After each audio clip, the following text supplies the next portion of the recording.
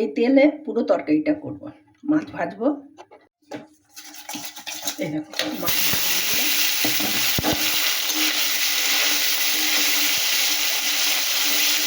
কই মাছ দিয়ে ফুলকপি আলু টমেটো দিয়ে ঝোল হবে। দিয়ে মাছ ভাজা হয়ে গেছে, এই সব তুলে নিলাম।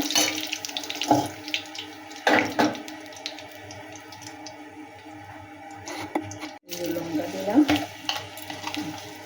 একটু জিরে দিলাম, দিলাম, এই নাড়াচাড়া করছি। এর মধ্যে আলু দিয়ে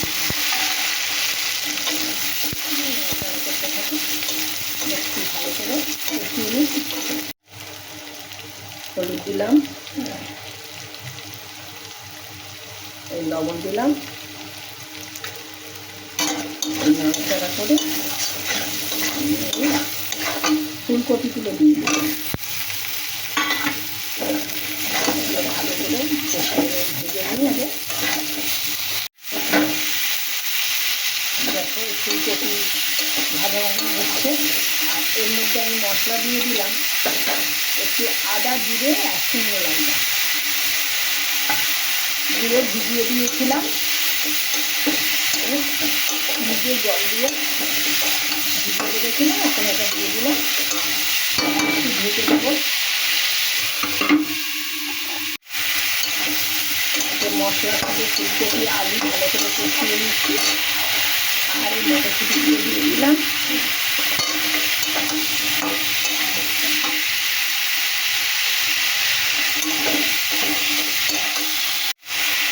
এবারে টমেটো দিয়ে দিলাম, আর অল্প একটু ধনে পাতার গোড়াগুলো দিয়ে দিলাম,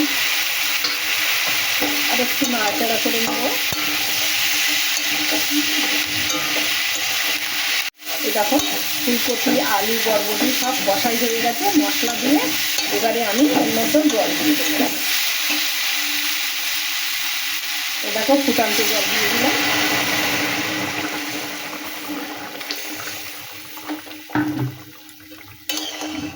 এই যে দেওয়ার সঙ্গে সঙ্গে ফুটছে, সব তো সিদ্ধ হয়েই গেছে। এবারে কই মাছগুলো দিয়ে দিলাম।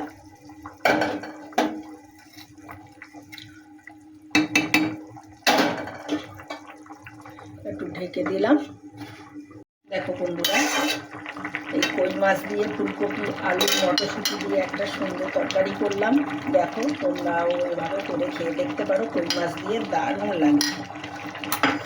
শীতকালে কই মাছ দিয়ে ফুলকপির তরকারি খাওয়া মানে বিশাল ব্যাপার। কই মাছগুলো হেভি খেতে লাগে এই সময়। তরকারি হয়ে গেছে, গ্যাস অফ করে দিলাম। এই দেখো পরিবেশনের জন্য রেডি হয়ে গেছে। কই মাছগুলো খুব বড় না, তাহলেও দারুণ খেতে হয়। দেখো তোমাদের পছন্দ হয়েছে? যদি পছন্দ হয় তাহলে একটা লাইক কমেন্ট করে দিও।